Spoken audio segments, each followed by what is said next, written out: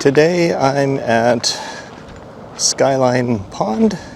Haven't been here in a while because they haven't stocked it with any bass, but they should have stocked it with trout on the 8th of this month. So looking to see if I'll catch my first trout at this particular pond. Since this is the opening of trout season, I thought that I would also try to use Powerbait dough. Normally I don't use it just because I like casting lures, but wanted to cast something or use something that most people like to use and show my way of rigging it so that I reduce the chance of gut hooking any trout. So I'll go ahead and set up and make my first cast.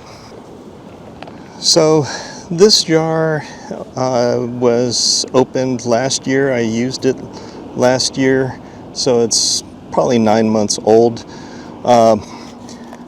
What I do to make sure that it lasts longer, if you when you remove the foil, keep the foil and put it inside the lid, and that'll help seal it more.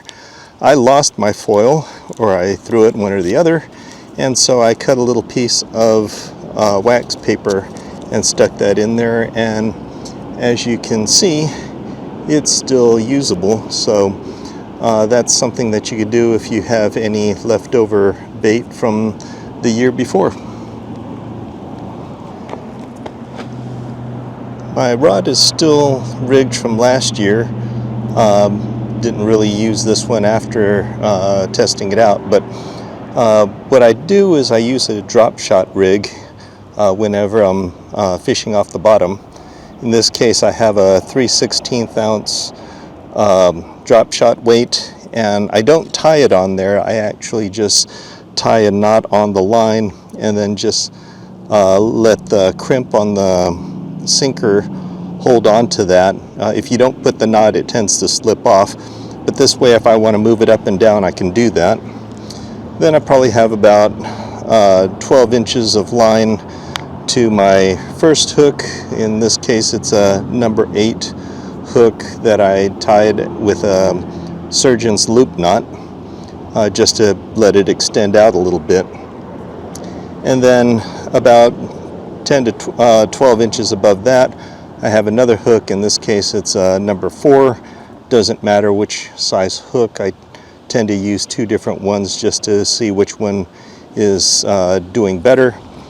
This one's just tied with a Palomar knot and then running the line down the center of the eye so that it sits straight, but actually it looks like it's sitting pointing down. Anyhow, the idea of using a drop shot rig to prevent the gut hooking or reduce it is because the fish will come up, and when they hit the line, they can't pull the hook in any deeper than where the line is for the most part. So the hook will stay mostly in their mouth as opposed to going down their gut. So that's the idea of this. Hope my hands were in the camera so that you could actually see it, but that's really what I've been doing. I used this a lot last year just to test it out, and I never gut hooked a single fish. Now, you can use any kind of scented bait on this. So you can use Powerbait, you can use the Magnum eggs, whatever it is that you happen to have. In this case, since I have the Powerbait, I'm going to go ahead and make use of it. Don't have a lot of time, so just going to cast it out. Hopefully I catch a fish or a few fish, but really just wanted to get out, see the water, and make this video to show you another way of trying to catch some trout without gut hooking them. So there it is, and here goes my first cast.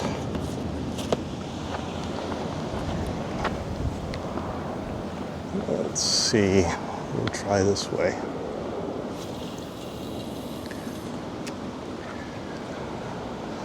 So as far as my setup, I'm using a 5.5 foot light rod with a 500 size 500 reel and 6-pound line. This is a good common setup for younger kids, using it just to show that you really don't need to have a big rod and reel setup. Plus, it's also a lot more fun when you hook a fish, because it is a lighter rod, and so it'll flex a lot more when I hook something. So another thing I tend to do to try to minimize gut hooking is I maintain holding my rod. This way they're not just tapping on the line, sucking it down deeper, and I don't realize it.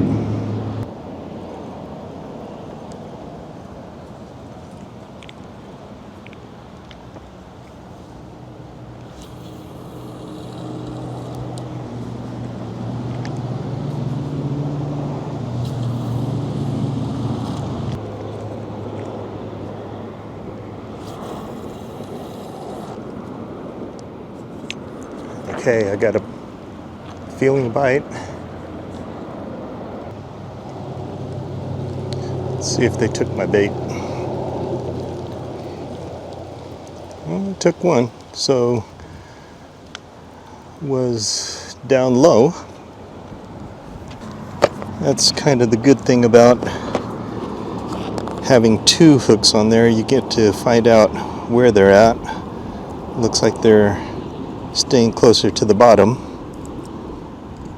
or at least at this particular spot, just casting straight out there.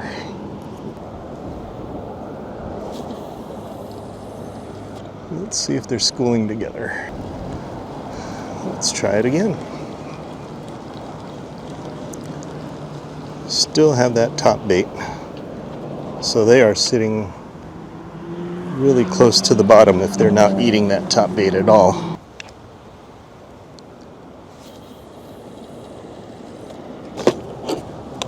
Unfortunately, they keep taking my bait, so I'm going to try one of these little Magnum eggs.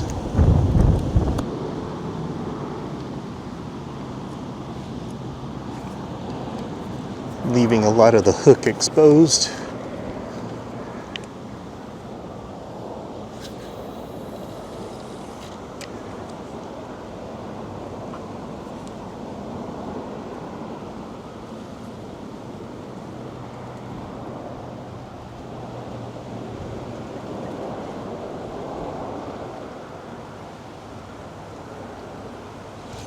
There it is.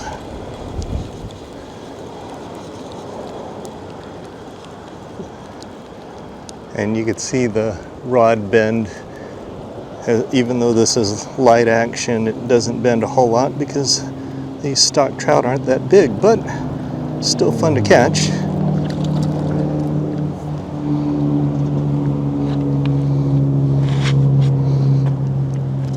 And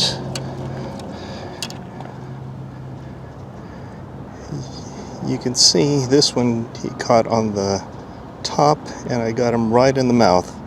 So once again, this continues to not gut hook any of the fish.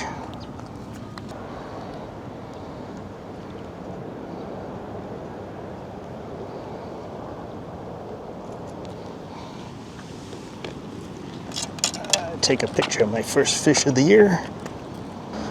So now the question is it that they like the dough more than the eggs? So I will go ahead and put more Berkeley dough on that top hook. Could be that that number 8 hook is just too small also, and they were just ripping it off. So I'm gonna catch a few more, and then I'll switch to how I use Powerbait dough on a, or any bait, on a bobber.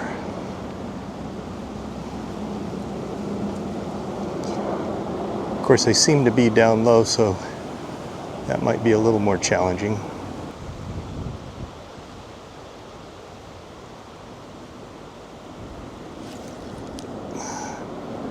Well, if he hit the power bait, then I lost him. Let's see if he goes after the other one.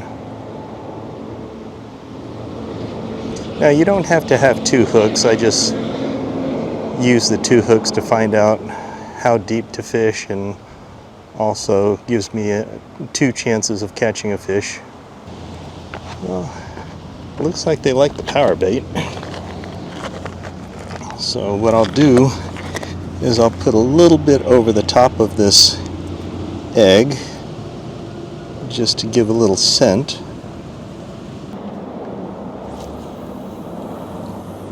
There must be a deep hole there or something that's attracting the trout to that spot. Real question is, how many trout is it holding?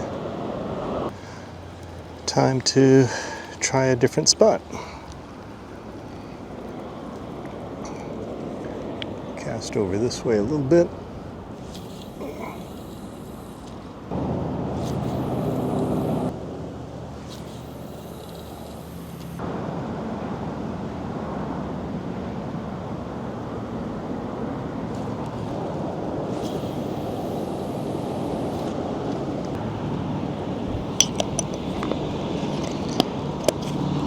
I'm going to switch to this nitro eggs. Got it on sale for $1. Doesn't mean that it's bad, it just means it was on sale. And the Berkeley egg really hasn't been doing much, so thought I would give it a go.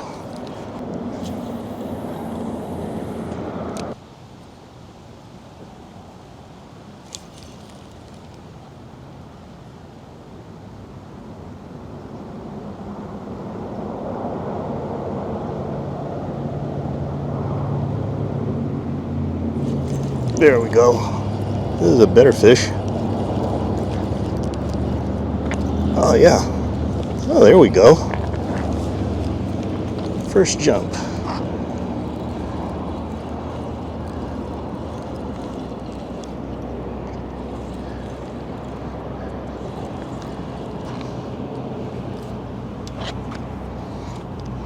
And you can see again, oh, it was right in the mouth. There he is. Nice little fighter. Has all of its fins, this one, so that's nice. Let's go ahead and release it over here and get some of that mud off.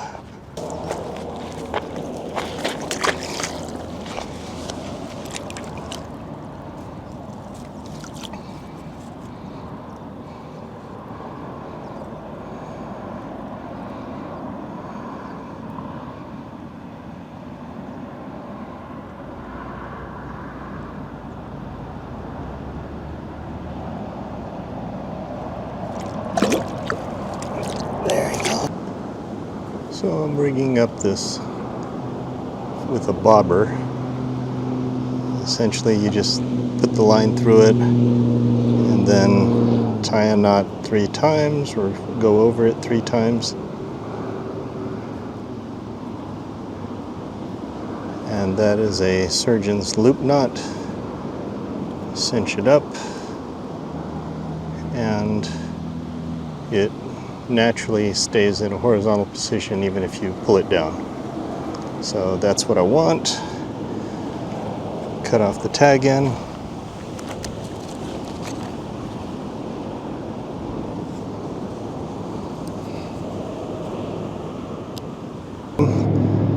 I guess about how deep I want to make it. I think I'm going to go about 3 feet.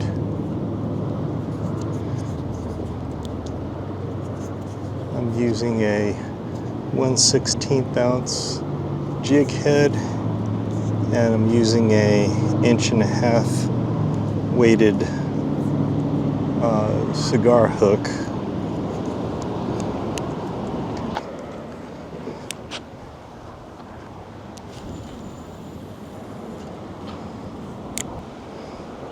So on the bobber, I just slowly reel it in. You can see that the bobber is barely floating. You can go with a bigger bobber if you want. I just carry the 1.5 inch just because it tends to fit in my tackle box. And I'm just slowly reeling it in. I want to make sure I always keep the line tight, and if I see it go down, I set the hook. The reason why this tends to not gut hook is because the line is vertical, and with that jig head there, it's going to stick out horizontally, and whenever the fish come up to bite it, their nose tends to bump the line, and then they move away and get caught by the hook.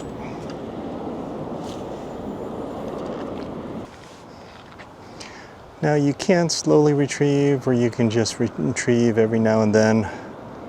It's really up to you and how patient you are.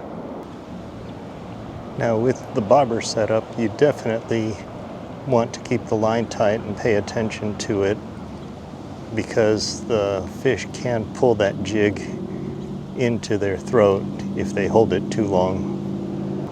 Going to start packing up. Don't have much time, just taking a little bit of time out of the day to see if I can catch my first trout, which I have. So hope that this helped. Hope it encourages you to try a different way of fishing with power bait dough, so that you don't gut hook any fish. It's very simple to rig, and it makes it where if you're not keeping the fish to eat, then there'll be better opportunity for other people to eventually catch one. So until next time, hope you have a good one. Tight lines.